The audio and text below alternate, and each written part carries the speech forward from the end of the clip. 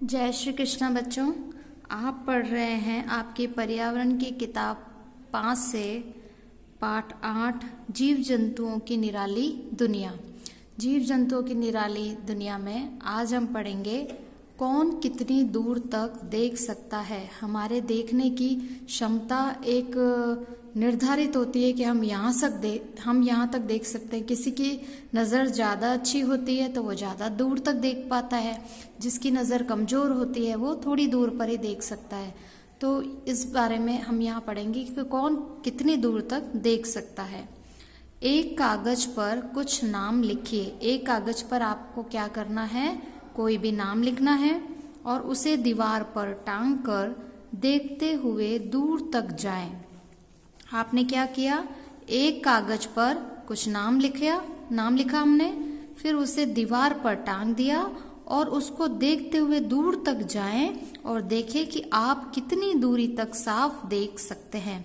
तो आपको क्या करना है, एक कागज पर कुछ नाम लिखना है, उसे दीवार पे टांगना है और उसको देखते रहना है। उसको देखते हुए आप थोड़ा दूर तक जाएं और देखें कि आप कितनी दूरी तक साफ देख सकते हैं। थोड़ी दूरी तक तो आप साफ देख पाएंगे, उसके बाद जैसे ही आप दूर जाते जाएंगे तो आपको लगेगा कि अब मुझे वो नाम पढ़ने में नहीं आ रहा, अब मुझे वो नाम साफ दिखाई नहीं दे रहा है। तो आपको ये देखना है कि कितनी दूरी तक आप उस नाम को साफ तरीके से देख सकते हैं। उससे आपको पता लग जाएगा कि मेरी नज़र कितनी तेज है या कितनी कम हो गई है। मक्खी मच्छर की आंखें विशेष प्रकार से बनी होती है। ये हिलती हुई चीजों को देखकर तुरंत उड़ जाते हैं। आपने देखा होगा कि मक्खी और मच्छर होते हैं, अगर हम अपनी अंगुली को या कोई पेन पेंसिल कुछ भी उनके पास ले जाते हैं तो वो जैसे ही देखते हैं कि कोई वस्तु मेरे पास आ रही है वो तुरंत उड़ जाते हैं। तो उनकी मक्खी और मच्छर की आंखें होती है वो एक विशेष प्रकार से बनी होती है और ये हिलती हुई चीजों को देखकर तुरंत उड़ जाते हैं। इनकी आंखें मानव व जंतुओं की आंखों से भिन्न होती है। मक्खी और मच्छर की जो आंखें होती है वो मानव यानी हम इंसानों की और जंतुओं की आंखों से भिन्न होती है। भिन्न का मतलब अलग होती है।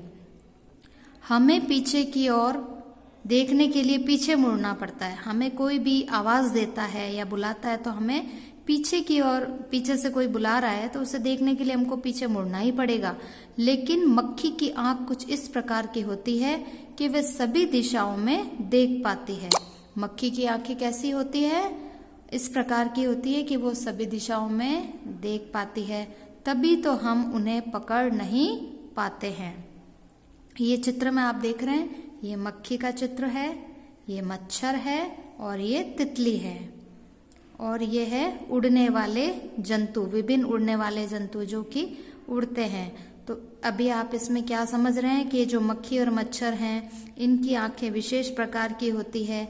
ये हिलती हुई चीज को देखकर तुरंत उड़ जाते हैं। इनकी आंखें हम मनुष्य की आंखों से या दूसरे जंतुओं की आंखों से भिन्न होती है, अलग होती है।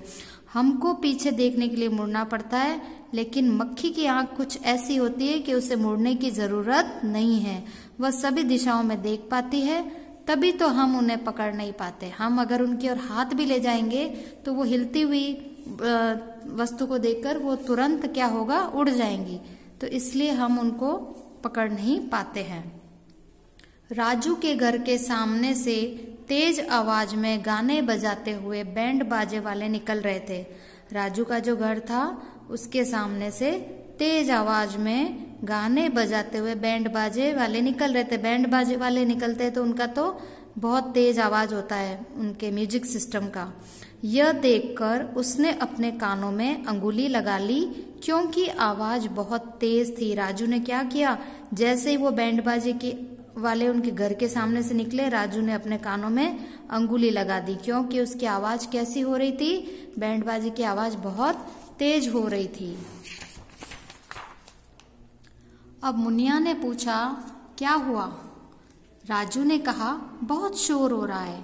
मुनिया ने पूछा, यह शोर क्या होता है?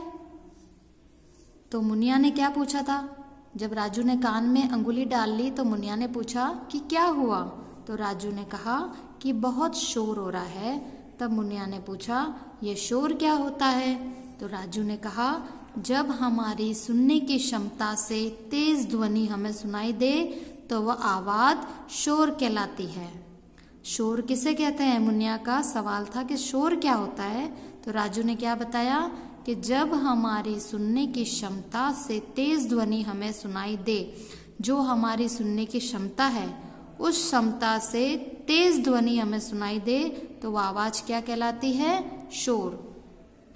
यानी कोई भी आवाज को सुनने के लिए हमारी क्षमता निर्धारित होती है, उसको सुनने की हमारी क्षमता होती है, तो उस क्षमता से तेज ध्वनि अगर हमें सुनाई देगी तो वो क्या कहलाती है? शोर। आपने शोर होते कहाँ कहाँ सुना है? अगर मैं आपसे पूछूं आपने शोर होते कहाँ कहाँ सुना है, तो आप बोलोगे हमारे गली मोहल्ले में जब बैंड बाजे वाले निकलते हैं तब सुना है, या गली मोहल्लों में कोई जुलूस निकलते हैं तब शोर होता है, या कोई शादी फंक्शन होता है उसमें म्यूजिक सिस्टम बजाया जाता है जब भी बहुत शोर होता है।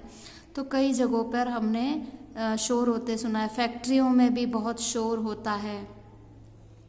शोर से हमें क्या क्या परेशानी होती है? शोर से हमें क्या परेशानी हो सकती है? शोर से हमारे कान में दर्द हो सकता है, हमारे सर में दर्द हो सकता है, हमें मानसिक रूप से परेशानी हो सकती है, या हमारी सुनने की क्षमता भी कम हो सकती है, और ज़्यादा शोर हो तो हमारे कान के पर्दे भी फट सकते हैं।